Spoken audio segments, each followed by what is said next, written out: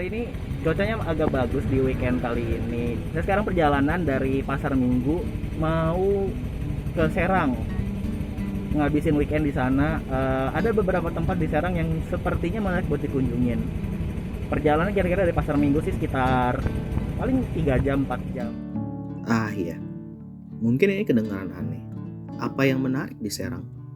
Itu pertanyaan yang sama yang muncul di benak gue ketika pertama kali ngerencanain trip ini Agustus lalu. Percaya deh, sampai menjelang berangkat pun gue nggak tahu jawabannya. Sekarang udah di Tiga Raksa sih. Tadi nembus-nembus ngambil jalan tikus lewatin pabrik-pabrik belakang. Jalan Pantura yang menghubungkan Jakarta dengan Serang banyak didominasi kawasan pabrik, pergudangan, dan lalu lalang truk serta bus akap. Ini mungkin juga yang tambah ngebikin citra Serang jelek sebagai tujuan wisata sebagian kalangan awam. Sampai kota Serang. Sekarang baru nunjukin sekitar jam berapa? 4 jam 4 gitu sih. Lumayan lah cepet nyampainya. Gue datang ke Serang kali ini sebetulnya dalam rangka mengganti suasana dan konsep jalan-jalan yang belakangan gue rasa masih terlalu santai dan nyaman. Kalau selama ini gue seenggaknya tahu lemak apa yang mau gue datengin tiap jalan-jalan, di Serang ini gue bener-bener buta dan cuma ngikutin kemanapun gue ngeliat ada keramaian. Walaupun itu ternyata pasar malam.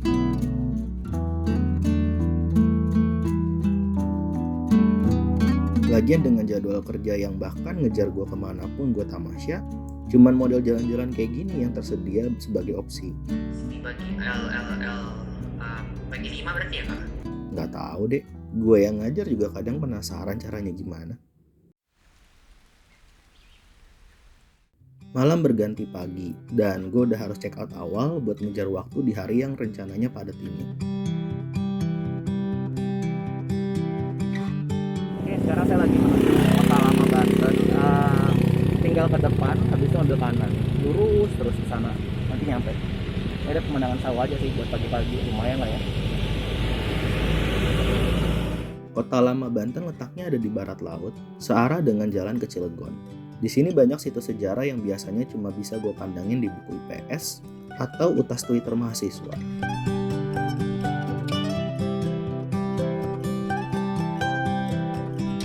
Oke, sampai di destinasi pertama kita yaitu Keraton Kaibon.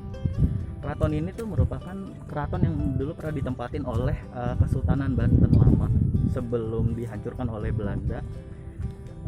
Sempat juga daerah keraton ini digunakan juga oleh Sultan Banten pertama yang mendapatkan restu oleh pemerintah Belanda.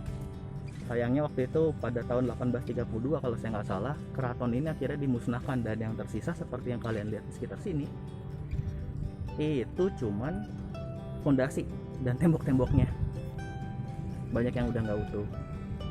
Kaibon sendiri diambil dari kata kaibuan karena keraton ini dulu juga digunakan untuk sebagai tempat tinggal dari ibunda sultan. Cuman ya udah tinggal begini doang nih. Nah, Keraton Kaibon ini adalah salah satu bangunan bersejarah yang bisa kalian jumpain di kawasan Kota Lama Banten. Jadi begitu kalian masuk ke kawasan Kota Lamanya dari selatan, itu ya destinasi ini yang pertama bakal kalian dapetin, dan itu lumayan kelihatan kok patokannya itu sebelum kalian masuk ke jembatan yang nantinya nyebrang ke Kota Lama. Objek ini bakal ada di sebelah kiri, tinggal tanya orang nanti bakal diarahin masuk ke parkiran. Di Banten sendiri yang terkenal itu bukan cuman aspek historisitas dari provinsi ini, tapi juga kuatnya nuansa mistis masyarakat sini. Sepanjang tadi saya perjalanan dari Serang ke kawasan Kota Tua ini, saya ngejumpain beberapa makam dari sultan dan pangeran yang sudah disepuhkan lah ibaratnya. Ada juga makam beberapa ulama. Jadi ya bisa dibilang beginilah nuansa yang kita bisa dapat dari Banten. Oke, ini ada satu bangunan yang masih agak utuh di sini.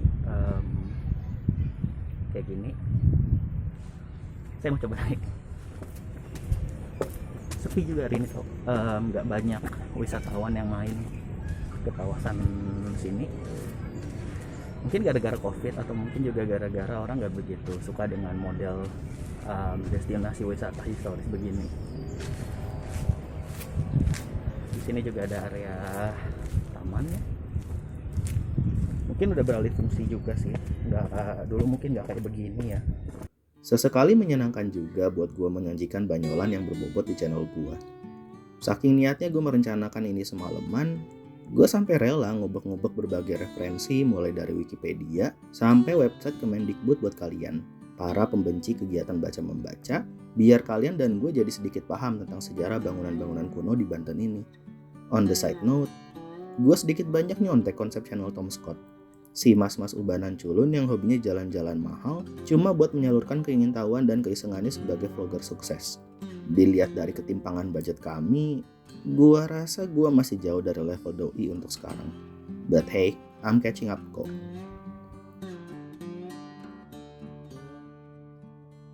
Tadi habis beli gelang baru warna hitam.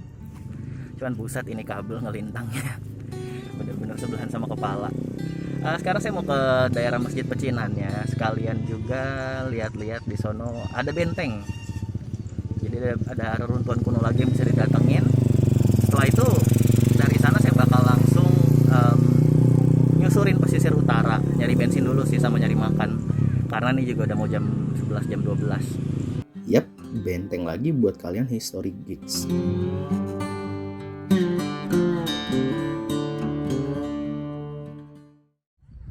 Oke, sampai di destinasi berikutnya. Ini adalah benteng Spelwich yang dibangun oleh Belanda pada tahun 1682 di Banten sebagai salah satu benteng yang fungsinya banyak ya. Selain untuk benteng pertahanan, Spelwich ini juga dijadikan markas untuk Belanda mengendalikan monopoli rempah, terutama dari kawasan Lampung justru.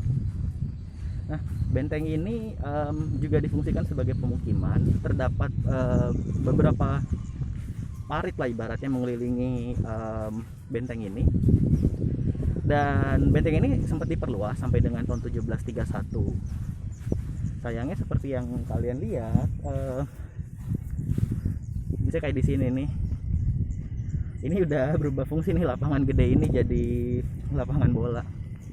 Tapi di sana itu kondisi bangunannya masih lumayan kejaga sih.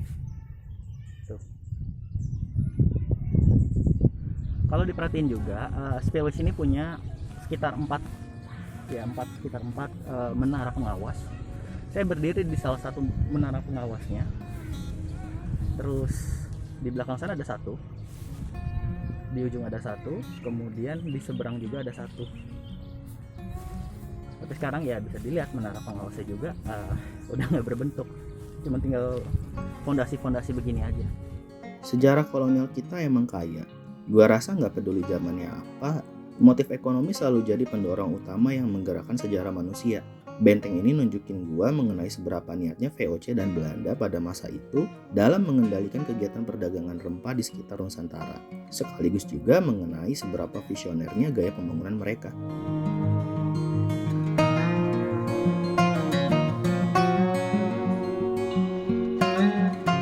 Hari ini untungnya lumayan bagus ketika saya main ke Spelwich ini. Bener-bener langitnya cerah banget ala-ala pesisir.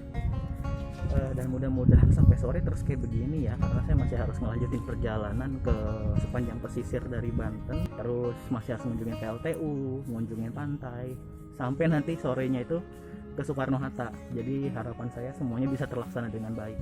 Dan iya, gue hari ini juga mau melipir ke bandara tanpa alasan jelas.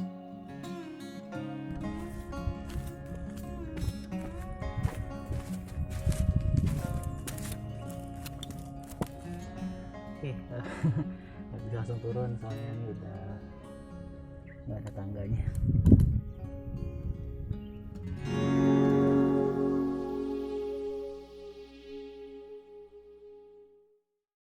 Ini mungkin baru buat sebagian orang, tapi tahu nggak kalau pesisir utara Banten punya pemandangan kayak gini?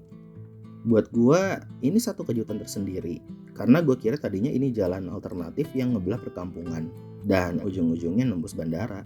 Hijaunya sawah adalah sesuatu yang magis buat gua. Rasanya menenangkan dan lega ngeliatin hamparan hijau ini. Bikin gue lupa mengenai seberapa sempit dan padatnya kehidupan sehari-hari gue di Depok dan Jakarta.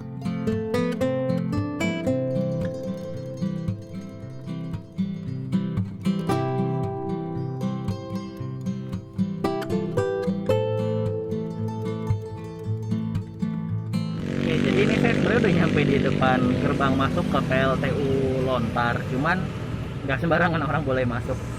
Jadi mau nggak mau saya harus ngambil satu jalur lagi. Tadi saya nemu jalurnya itu lewat Desa Lontar, punter lurus terus nyusurin sungai dan terus ujung-ujungnya sih kayak bakal nyampe di pinggir laut. Nah itu bakal sebelahan sama kawasan PLTU-nya. Obsesi goblok gue terhadap bangunan gede di tengah-tengah entah berantah selanjutnya ngebawa gue main ke PLTU Lontar yang letaknya searah dengan jalan pesisir ke bandara ini. Selain buat nambah variasi dari konten video kali ini, gue juga bereksperimen dengan gaya syuting baru yang di kemudian hari jadi semakin sering gue praktekin. Terlepas dari betapa berbahayanya situasi perjalanan gue. Mungkin gue butuh punya asuransi perjalanan mulai dari sekarang.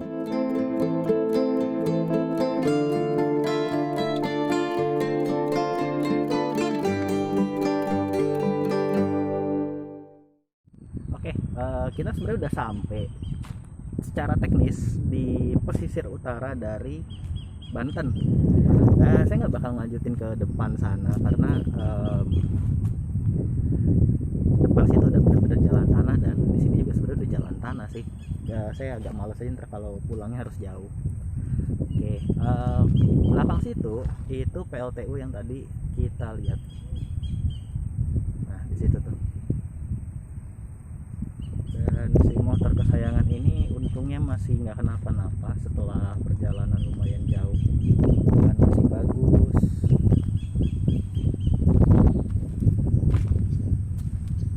Ya masih bagus sih, nggak ada masalah. Tadinya saya khawatir ngebawa motor ini tuh bakal ngebikin ada masalah di jalan karena ini motor dibawa ke puncak aja sekarang tuh udah agak mengkhawatirkan. Cuman ternyata karena perjalanan ke Banten ini kebanyakan jalurnya jalur yang datar, jadi gampang banget sih buat ini motor. Bensin juga irit loh, saya ngisi Pertamax itu 20.000 di Jakarta Barat ditambah 20.000 lagi barusan, dan itu udah ngebikin full tank juga. Sisa sore gue habiskan dengan melipir ke kawasan hutan bakau yang letaknya nggak jauh dari pantai Tanjung Pasir, Tangerang. Tempatnya surprisingly cantik buat selera gue. Gue rasa kita sebagai orang yang awam dengan kawasan Banten ini benar-benar ngelatin banyak hal bagus atas dasar prejudis kita selama ini.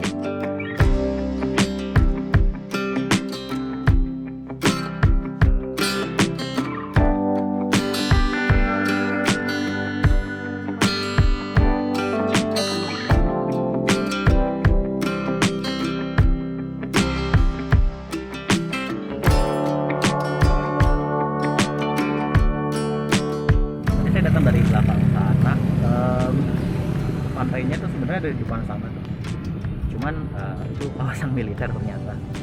Jadi ada dua opsi, saya bisa ngambil ke kiri atau ngambil ke kanan, tapi kan ada dua jalan.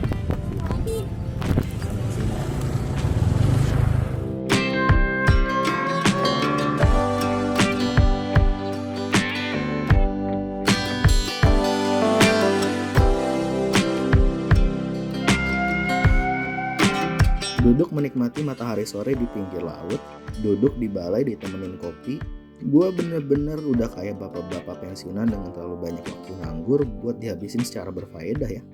Apa dulu di warung kopi. Sekarang tuh udah jam 3 sebetulnya. Ngepas sih, sekarang udah di Tanjung Kait, sebelahan sama Tanjung Pasir. Dulu waktu mau nyebrang ke Pulau Seribu pun Tanjung Pasir bisa. Artinya sebenarnya sudah dekat dari Jakarta, jadi paling masuk ke Jakarta jam-jam 5 lah. Ada destinasi terakhir, ini cuman ide nyeleneh aja sebetulnya. Saya mau coba mampir ngelewatin pinggiran Bandara Soekarno-Hatta, sekitar 45 menit sih dari sini perjalanannya. Kalau berhasil ke sana, bisa dibilang trip hari ini tuh sukses lah.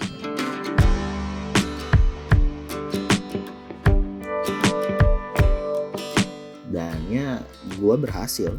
Kita berhasil nyampe ke perimeter dari Soekarno-Hatta. Itu bandaranya, ada beberapa pesawat keparkir. Dan ya, jamnya jam 4:30 sekarang dan saya berhasil nyampe sini. Nggak gue sangka bahwa di kemudian hari gue bisa lebih goblok dibanding ini, dengan nekat motoran keliling Jawa. Setelah dipikir-pikir, mungkin pengalaman ke Serang ini adalah pemicunya. Gue selalu tertantang buat melampaui kenyamanan berkendara gue, dan kadang gue pun gak tahu sampai tujuan mau ngapain. Well, adios dulu buat sekarang. Gue janji gue masih bisa lebih kurang kerjaan lagi dibanding ini pada jalan-jalan selanjutnya. Dah.